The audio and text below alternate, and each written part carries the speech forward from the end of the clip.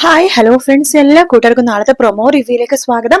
അങ്ങനെ അമ്പലത്തിൽ പോയി തൊഴുന്ന സമയത്ത് മനുവേട്ടിന് ഇത് എന്തു പറ്റി അമ്മേ എന്ന് സരയു ചോദിക്കുമ്പോൾ ഷാരി പറഞ്ഞിട്ട് അവൻ ആത്മാർത്ഥമായിട്ട് പ്രാർത്ഥിച്ചതായിരിക്കാം, നമുക്കും ആത്മാർത്ഥമായിട്ട് പ്രാർത്ഥിക്കാം എന്നൊക്കെ പറഞ്ഞിട്ട് അമ്പലത്തിൽ തൊഴുത് നിൽക്കുവാണ്. ശേഷം കിരൺ രൂപ എടുത്ത് പറയണ്ട അമ്മേ, ഞാൻ ഇന്ന് എന്തായാലും രാഹുലിന് നല്ലൊരു പണി കൊടുക്കും, അത് വേണ്ട മോനെ എന്ന് രൂപ പറയുമ്പോൾ പറ്റില്ല അമ്മേ, ഇയാൾക്ക് ഇന്ന് പണി കൊടുത്തില്ലെങ്കിൽ നാളെ എന്റെ അച്ഛന് നേരെ അയാള് കൈ ഓങ്ങും, അതുകൊണ്ട് എന്തായാലും ആൾക്കൊരു പണി കൊടുത്തേ പറ്റൂ എന്ന് കിരൺ പറയുന്നുണ്ട്.